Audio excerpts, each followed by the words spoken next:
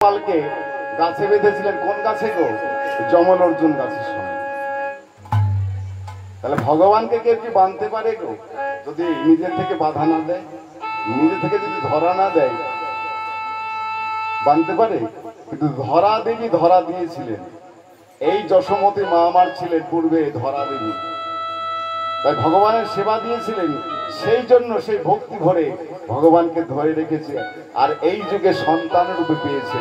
আর বাৎসল্য প্রেমে তিনি ভুলে গেছেন যে আমার সেই ভগবান গোপাল। তাই কি করেছিলেন? সামান্য নবনী খেয়েছিলেন বলে ওই গাছে বেঁধে রেখেছিলেন, কিন্তু বাঁধতে পারেন। যত বড়ি বাঁধতে যায় তত বড়ি ওই দড়ি রজ্জু ছোট হয়ে যায়, বাঁধতে পারে না। কিন্তু যখন ভগবান দেখলেন যে মাকে ধরা না দিলে, বাঁধতে না দিলে কোনো মতে মা আমার বাঁধতে পারবে না, তাই তখন ধরা দিয়েছিলেন। কিন্তু বেঁধেছিলেন গাছের সঙ্গে। সেই গাছের সঙ্গে বাঁধলে কেন? এর একটি কারণ আছে। এই যমল অর্জুন গাছ কে ছিলেন? পূর্বে জন্মেছিলেন এরা কুবের পুত্র, কুবের রাজা দুই পুত্র। তারা খুব মদ্যপান করত এবং উন্মাদের মতো নারীগণকে সঙ্গে করে একদিন ওই সরোবরে জল কেলি করছে। আর এমন সময় দেবর্ষি নারদ বিনা যন্ত্রে হরিনাম করতে করতে স্বর্গপথে যাচ্ছেন, আর নিচে দেখলেন মর্তে যে ওই দুই পুত্র তারা উচ্ছৃঙ্খল ভাবে ওই সরোবরে নারীগণকে সঙ্গে করে বিনা বস্ত্রে তারা স্নান কেলি করছে। নারদ মুনি দেখে থাকতে পারলেন না, সঙ্গে সঙ্গে এসে সম্মুখে দাঁড়ালেন। কিন্তু নারদ মুনিকে দেখেও তাদের কিছু হলো না। তাই নারদ মুনি কি করলেন? মন্ডল হইতে জল বের করে তাদেরকে অভিশাপ করলেন। জোরে শোন শোন, ওরে দুরাচার, যেমন একটি বৃক্ষের কোনো লাজ লজ্জা নেই, তদ্রূপ তোদেরও তাই নেই। তাই আমি অভিশাপ দিলাম তোদের ওই বৃক্ষকুলে জন্ম হবে। সেই না বললেন, আর সঙ্গে সঙ্গে চরণে পড়ে গেলেন দুই ভাই। হে নারদ মুনি, বিনা দোষে বিনা অপরাধে যে অভিশাপ করলে, এই অভিশাপ থেকে আমি মুক্ত পাবো কেমন করে? বলে নিশ্চয়ই পাবে, যখন তোমরা আমার চরণকে স্মরণ করেছো। এর উপায় আমি বলে দিলাম যে আগত দাপর যুগ পর্যন্ত তোমায় ওই দাপর যুগে নন্দালয়ে যশোমতীর আঙিনায় যমল অর্জুন গাছ রূপে জন্মগ্রহণ করবে। আর যেদিন ভগবান শ্রীকৃষ্ণ জন্মগ্রহণ করবে, জন্মগ্রহণ করে মা যশোমতী ওই গাছের সঙ্গে তোমাকে বেঁধে রাখবে। যেদিন ভগবানের স্পর্শ পাবে সেই দিন আবার তোমরা এই কুলে ফিরে আসতে পারবে। তাই যশোমতী মা আমার ওই গাছের সঙ্গে বেঁধেছিলেন। আর এদিকে সীতাম বলছে, আরে জানি রে তো মায়ের প্রেম কত ভালোবাসে,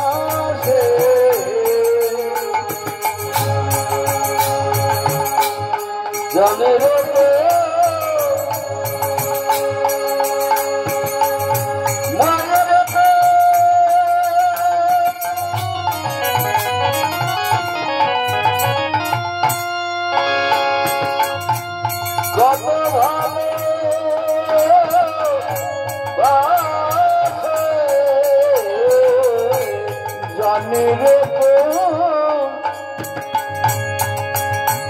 মায়ের প্রেম কেমন হয় গো? মা যদি বুঝতে পারতো এটা আমার ভগবান, তাহলে গাছে বেঁধে রাখতে পারতো। কিন্তু বাৎসল্য প্রেমে অন্ধ হয়েছে। তিনি জানছেন আমারই গোপাল, আমারই সন্তান। তাকে কোনো সময় মারছে, কোনো সময় ধরছে, কোনো সময় বাঁধছে, কোনো সময় আবার গোপালকে ভয় লেগেছে বলে আপনারা কি করেন গো? কোন সন্তানকে যদি ভয় লাগে তো মায়েরা কি করেন? দেখা যায় যে চরণে মানে পায়ে ধুলি নিয়ে সন্তানের মস্তকে দিয়ে দিলেন। আবার কেউ দেখা যায় যে সন্তানকে নজর লাগবে বলে গোমায়ের ফোঁটা মানে গোবরের ফোঁটা দিয়ে দেন। আবার কোনো কোনো মাকে দেখা যায় সন্তানের ভালোর জন্য কি সব বিড়বিড় বিড়বিড় করে মন্ত্র বলে। মায়ের প্রেম হচ্ছে এমন। কিন্তু শ্রীরাম বলছে, ওরে শ্রীরাম, ওরে ভাই কানাই, জানি বলি জানি রে তো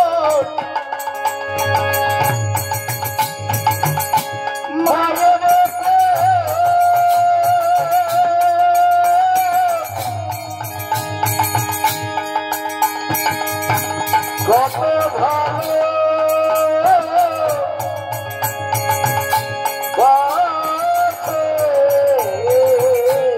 সামান্য বনের তরে বেঁধেছিল গাছে সামান্য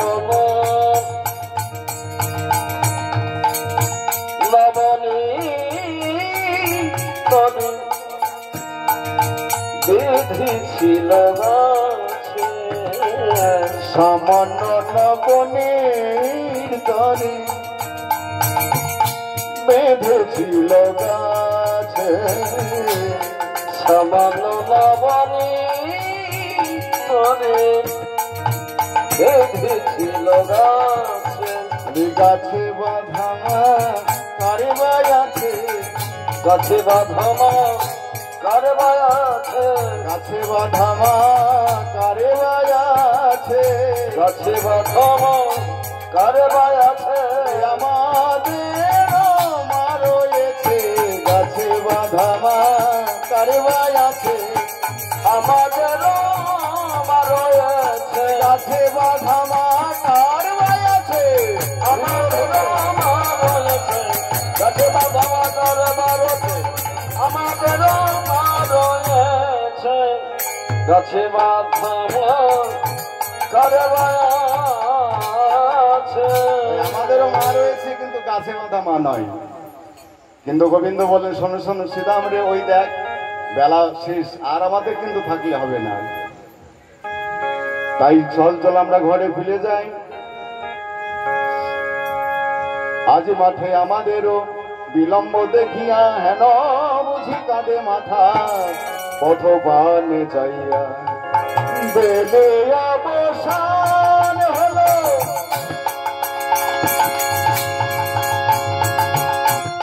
চলো যাই ঘরে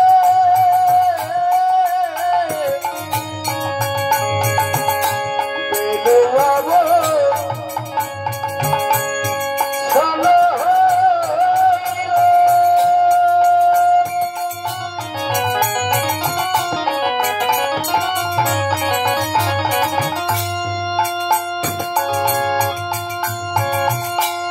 চলো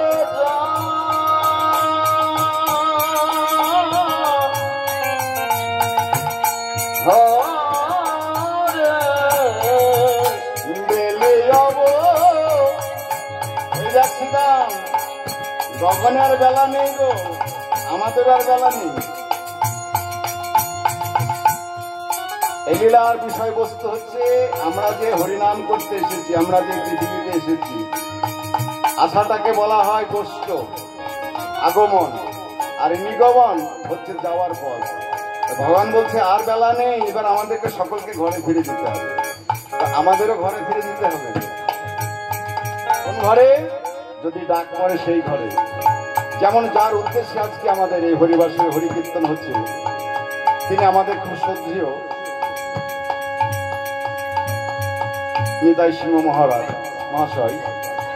তিনার যে আত্মীয় শান্তি কামনায় কীর্তন গান পরিবেশন হচ্ছে, তিনাকেও এই বেলি মানে বেলা শেষ হয়েছে, তাই ডাক পড়েছে, তাই সকলকে ত্যাগ করে যেতে হয়েছে, তাই আমাদেরকেও একদিন যেতে হবে। তাই বললেন সময় থাকতে তোমরা একবার হরি বলে হরি ভজন করো, কৃষ্ণ নাম করো, সকলকে ভক্তি ভরে ভক্তের পথে সাধু সঙ্গ করো, বৈষ্ণব সঙ্গ করো, গুরু সঙ্গ করো।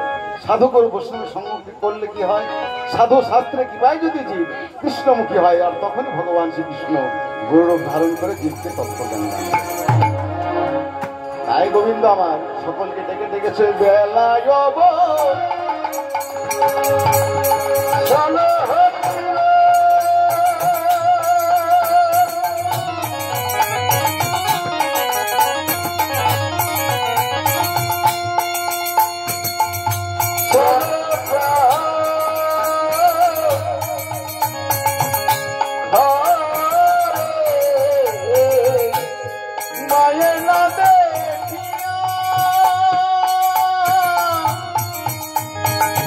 প্রাণ যেন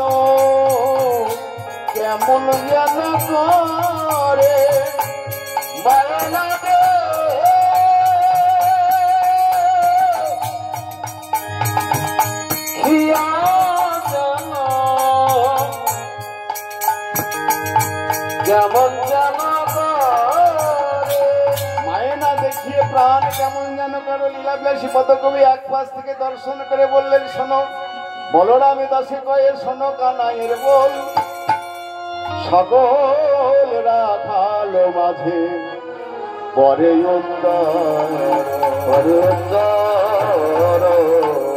এবার শ্রীরামকে ডেকে বলছে, শ্রীরামের সকল ধেনুবর্ষগণকে একত্রিত কর।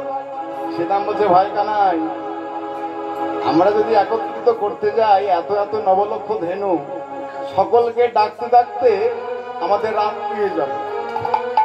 তবে এক কাজ কর ভাই কানাই, তোর তখন তাড়াহুড়ো আছে, তুই একবার ডাকলে সকল ধেনুবর্ষ কেন সকলেই চলে আসবে। তুই একবার তেমন ভাবে তোর ওই মুরলি ধ্বনি কর, বাঁশি বাজা, তোর এই বাঁশির শুনে সকল ধেনুবর্ষগণকে একত্রিত কর, একসঙ্গে করলে আমরা সকলেই ঘরে ফিরে যাব।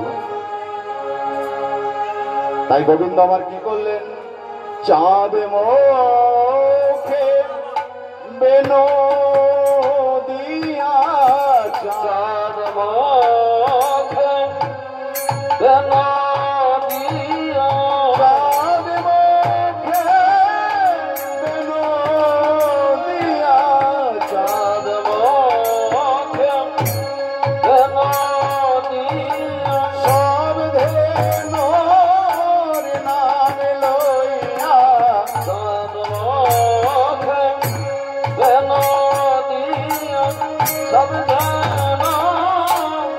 নাম লইয়া,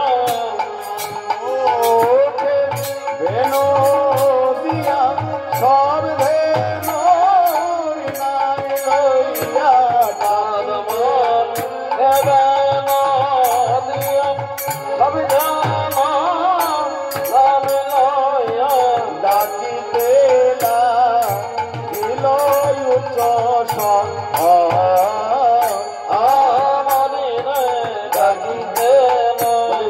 শ্যামলি আই ধবলি ডাকিতে, শ্যামলি আই ধবলি ডাকিতে, ঘরে যাবার সময় হলো ডাকিতে, ঘরে যাবার সময় হলো ডাকিতে, ঘরে যাবার সময় হলো ডাকিতে, ঘরে যাবার সময় হলো ডাকিতে, ঘরে যাবার সময় হলো ডাকিতে, ঘরে যাবার সময় হলো ডাকিতে, ঘরে যাবার সময় হলো ডাকিতে, দিল উচ্চ স্বর, চাঁদ মুখে বেনি দুইয়া, সব ধেনুর নামে লইয়া, ডাকিতে লাগিল উচ্চ স্বরে, জীবনে যে ধেনু ছিল ফিরিয়া একত্র করিল, চলাইল গোকুলের পথে। আমি সকলেই গোকুলের পথে শুনে চলেছেন, আর কি কেমন ভাবে গাভীগঞ্জ যাচ্ছেন দেখেছেন। আর শনিয়া নোর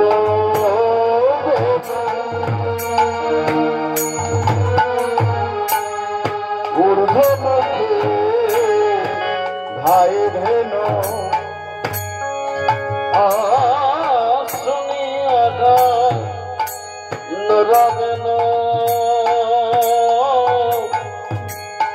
ঊর্ধ্বমুখে ভাই ধেনু, শনিয়া কানুর বেনু, ঊর্ধ্বমুখে ধাই ধেনু, শুনিয়া নরবেন ঊর্ধ্বমুখে ভাই ধেনু।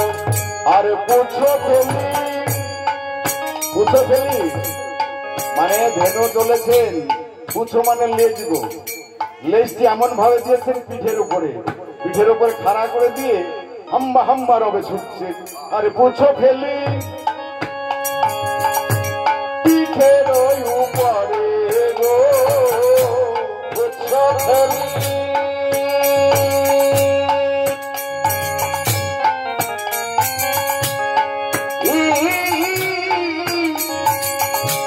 পিঠের উপরে গো, পুছো ফেলি পিঠে ওই উপরে।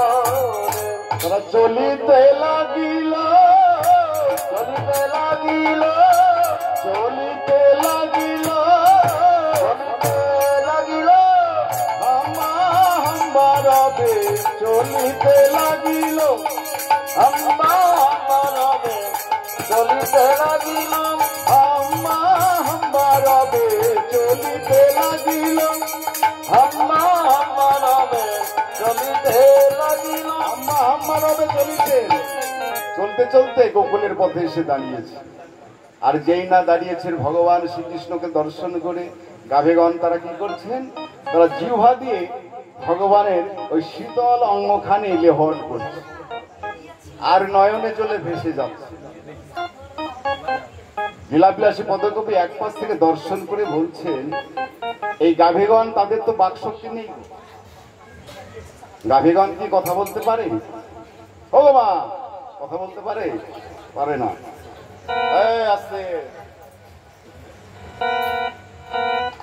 গরু মানে গাভীগণ কথা বলতে পারে? পারে না। তাই নয়নের জলে ভেসে যাচ্ছেন আর গোবিন্দের শীতল অঙ্গখানি লেহন করছে, মানে লেহন মানে জিহ্বা দিয়ে চাটছেন। দেখবেন যারা গরু পশু তারা বুঝতে পারবে। আর নয়নের জলে ভেসে যাচ্ছেন। পদকর্তা লীলার এক পাশ থেকে দর্শন করে বলছেন, এই গাভীগণের মনের দুঃখের কথা তারা নয়নের জলে প্রকাশ করে বলছেন। কি বলছেন? বলছে, হে গোবিন্দ, তুমি যখন আমাদেরকে বাঁশির সুরে যখন তুমি আমাদেরকে ধেনু বলে বেনুতে ধেনু বলে যখন ডাকো, তখন তো আমরা কথা বলতে পারি না।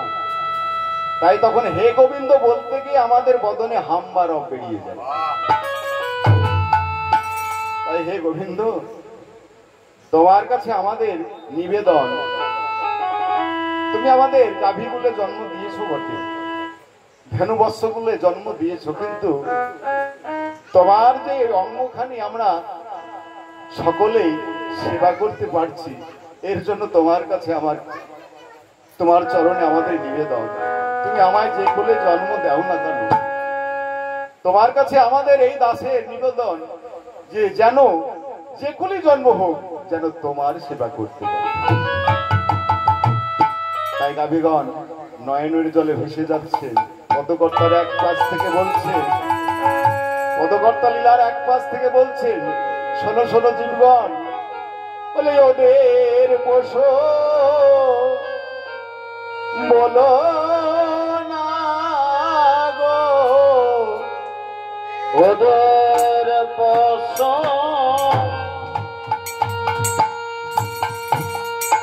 বলো না গো, ওদের পোষো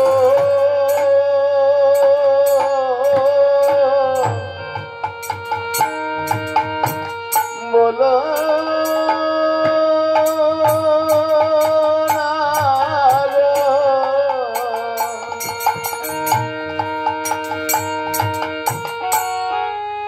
ওদের পোষো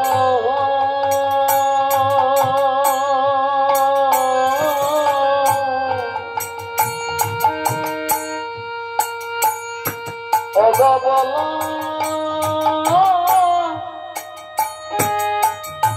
না গো, বলতে হয়তো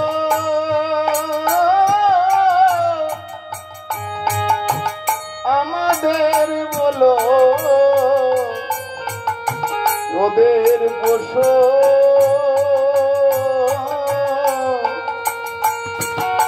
বলো না গো, ওগো বলতে হয় গো,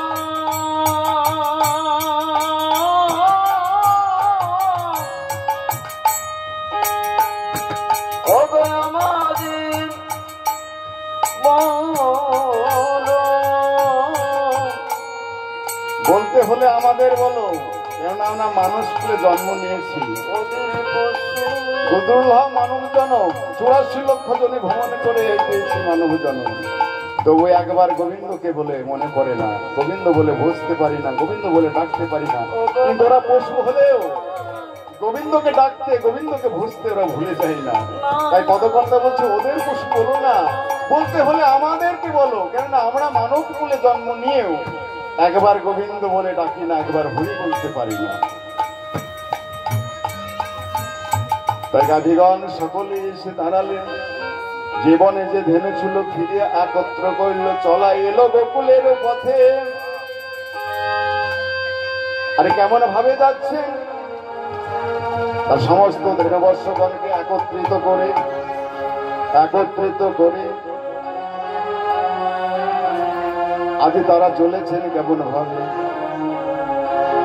আরে সে তুই কান্তি অনুপম আগে ধাই বলো রাম, সেটি কান্তি অনুপম আগে ধাই বলো না, সে তুই কান্তি অনুপম আগে ধাই বলো রাম, সেটি কান্তি অনুপম আগে ধাই বলো না।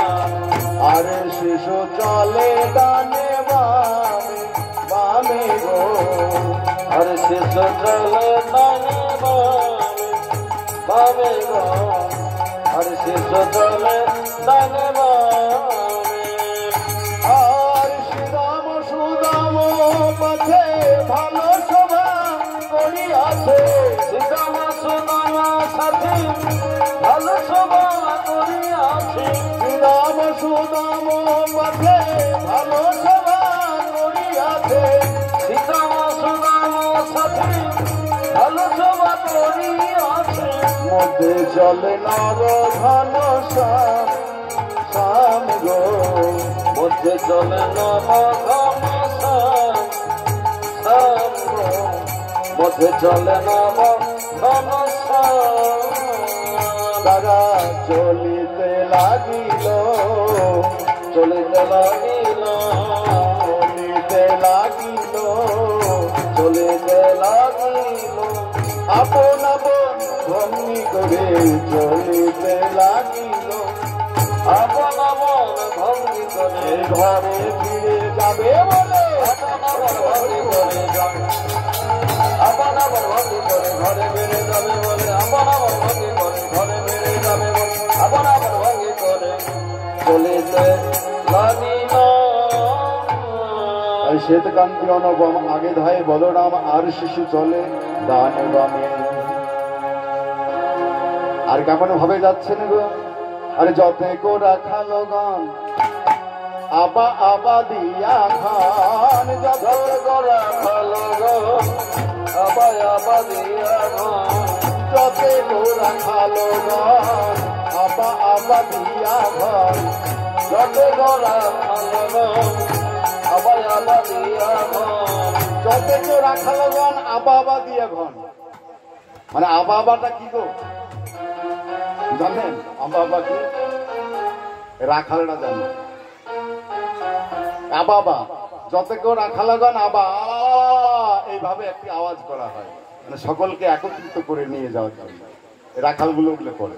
তাই যতে কেউ রাখালগণ আবা আবা দিয়া ঘন, যত গোরা খালো গো আবাই আবাদিয়া গান, বল রামদাস চল সঙ্গে গো, বল রামদাস চল সঙ্গে সঙ্গে গো, বল রামদাস চল সঙ্গে গো, বল রামদাস চল সঙ্গে, বলরাম দাস চলো সঙ্গে, মানে পদকর্তালিয়ার এক পাশ থেকে দর্শন করছেন আর গমন দর্শন করছেন, আর বলরাম দাস চলো সঙ্গে সঙ্গে সঙ্গে পদকর্তাও যাচ্ছে।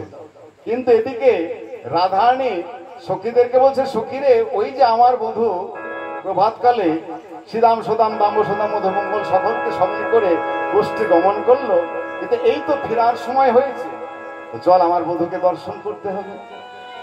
এই বলে রাধারানী কি করলেন, তার কুঞ্জে অট্টলিকার পরে করে হাতে মানে প্রদীপ করে করে বধূর অপেক্ষায় দাঁড়িয়ে আছে।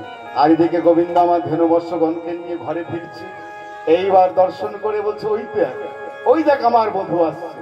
এই বধূকে দর্শন করে বলছেন, বলে ওই না বেশে আইসো তুমি দাঁড়ায়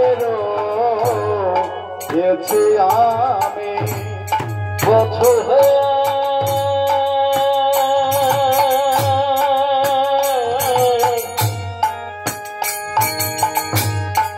ওই না বেশে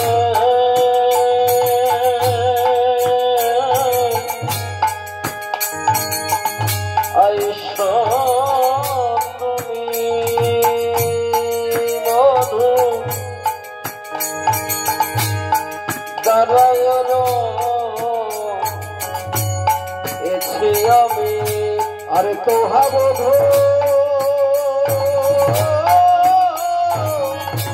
লইবার তরে গো তো আবধ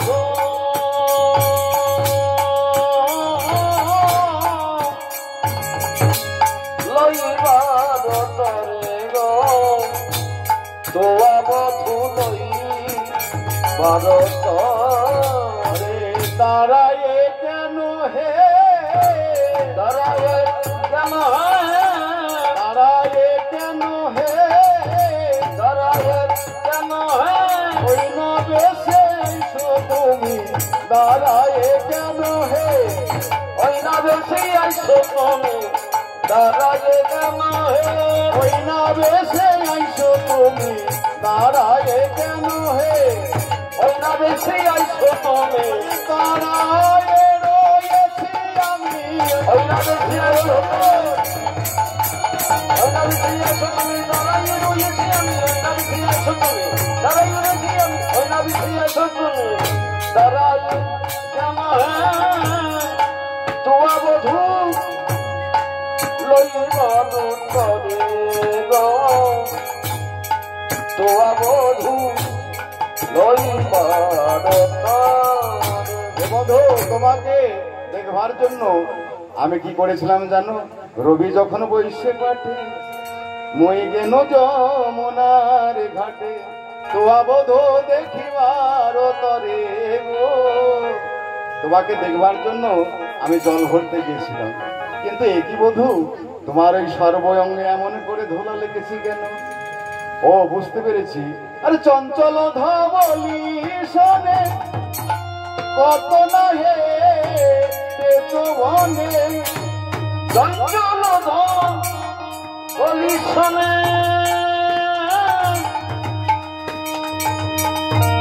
কত না হে চোবনে তোমার চাঁদ মুখ চাঁদ মুখ গেছে শুকাইয়া গো চাঁদ মুখ গেছে শুকাইয়া আর চাঁদ মুখ শুকিয়ে গেছে চঞ্চল ধবলির পেছনে ছুটতে ছুটতে কিন্তু কি করেছে বন্ধু তোমার সর্বঙ্গে ধুলা লাগিয়েছো এমন সুন্দর কমল চরণে কাঁটার আঁচড় লাগিয়েছো কিন্তু মধু এইবার তোমাকে একটি কথা বলি শোনো বলি আমার মন্দির কপুর তাম্বল খাইয়া আমার মন্দিরে যাইয়া গর্বরতা বল খাইয়া আর আলিশ গরহ তাহারিয়া গো আলিশ গরহ তাহারিয়া গো আলিশ গরহ তাহারিয়া তখন রাধারানীকে গোবিন্দ বললেন হে রাধে আমি যে তোমার মন্দিরে যাব তো তুমি আমার জন্য কি কি সেবার জন্য সাজিয়ে রেখেছো হে বন্ধু আমি তোমার সেবার জন্য যা যা সাজিয়েছি তা আমার মনে হয় এই দাসী ছাড়া আর অন্য কেউ সাজিয়ে রাখতে পারবে তুমি চলো তোমার সেবা করে তোমার ওই গোঠের যত আলিশ আমি সব মুছিয়ে দেব তাই আমার ওই হৃদয় মাঝে বিচিত্র বালক আছে বধূ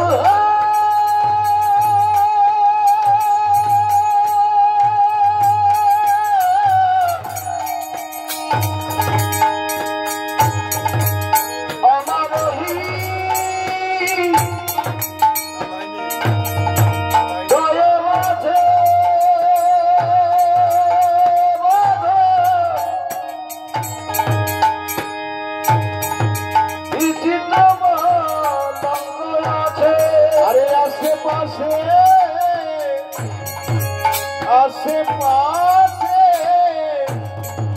রসের বালিশ গো আশেপাশে রসের বালিশ তাহাতে শুতিবে তুমি চরণ চাপিব আমি তাহাতে শুতিবে তুমি চরণ চাপিব আমি আর তাহাতে শুধিবে তুমি চরণ চাপিব আমি তাহাতে শুনিলে তুমি চরণ চাপিব আমি দূরে যাবে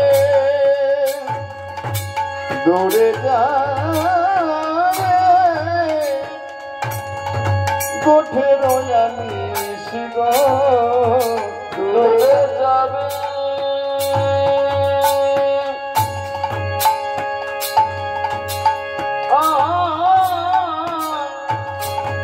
কোঠের আমি শিব দূরে যাবে কোঠের আমি গোবিন্দ বলে রাধে আমার জন্য যে সেবার ব্যবস্থা করেছি তোমার এই সেবা আমি আর এখন নিতে পারছি না কেন জানো ওই দেখো ভালো করে চেয়ে দেখো এখন আমি যাই ঘরে মায়ে যে আরতি করে এখন আমি যাই ঘরে মায়ে যে আরতি করে আর এখন আমি যাই ঘরে মায়ে যে আরতি করে এখন আমি যাই ঘরে মায়ে যে আরতি করে আর সখা সব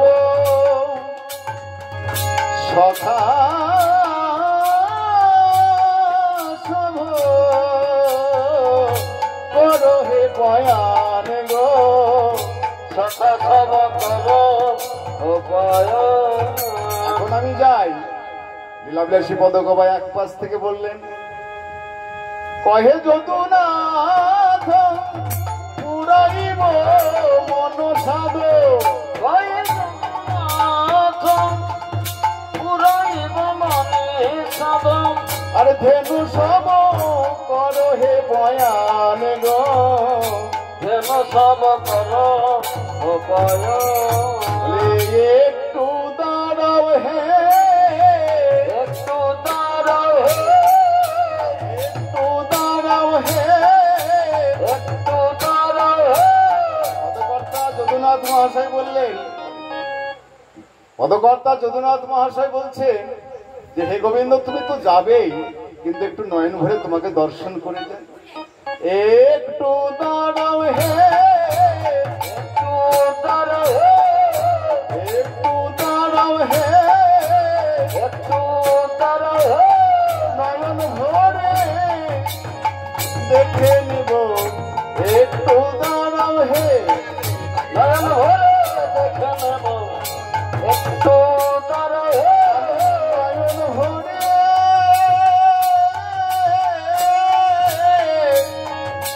দেখে নেব একটু দাঁড়াও হে নয়ন ভরে দেখে নেব আমি হিয়ার মাঝে রেখে দেব নয়ন ভরে দেখে নেব আর মাঝে রেখে দেব নয়ন ভরে দেখে নেব আর মাঝে রেখে দেব ভরে দেখে নেব আর মাঝে রেখে দেব নয়ন ভরে দেখে নেব আর মাঝে রেখে দেব একটু দাঁড়াও পাছে তুমি করো কমনে পাছে তুমি করো গমন এইবার গোবিন্দ আমার রাধারীর কাছে বিদায় নিয়ে ধেনুবর্ষ সকলকে সঙ্গে করে ঘরে ফিরলেন কিবা বন সঙ্গে নন্দ দোলাল গো নন্দ দোলাল বল সঙ্গে নন্দ দুলাল নন্দ দুলাল গোধূলি ধূসর শ্যামকলে বড় গধূলি ধূসর সেবকলি বল অজনলম্বিত বনবান মাল গো অজনলম্বিত বনবান বন সনে নন্দ দুলাল নন্দ দুলাল বল সঙ্গে নন্দ দুলাল নন্দ এবার দুলাল ধেনুবর্ষগণকে সঙ্গে করে সকলেই ঘরে ফিরলেন আপন আপন ধেনুবর্ষ সখান সঙ্গে করে আপন আপন ঘরে ফিরলেন আর এদিকে গোপাল আমার মা যশোমতীকে দর্শন করে মা যশোমতী গোপালকে দেখে ছুটে ছুটে গিয়ে গোপালের চাঁদ বদন দর্শন করে কেঁদে কেঁদে বলছে, ওরে গোপাল, ওই গোঠের মাঝে গিয়ে তুই বোধহয় কিছু সেবা করিসনি। আমি যে তোর অঞ্চলে ক্ষীরসর নবী বেঁধে দিলাম, তুই তো কিছু খাসনি বাবা। তাই চাঁদ বদন খানি কেমন যেন শুকিয়ে গেছে, ঘেমে গেছে। তাই মা যশোমতী আমার কি করলেন, সুবাসিত জল এনে মুখ প্রক্ষালন করে নিজের অঞ্চলে দিয়ে চাঁদ বদন খানি মুছিয়ে দিলেন। চাঁদ বদন খানি মুছিয়ে দিয়ে ক্ষীরসর নবনী খাইয়ে সিংহাসনে বসিয়ে মা আমার আরতি করতে লাগলেন। আরতি করে নন্দ রানী, আরতি করে নন্দ রানী, বালক মুখ হেরি রে, বালক মুখ হেরি।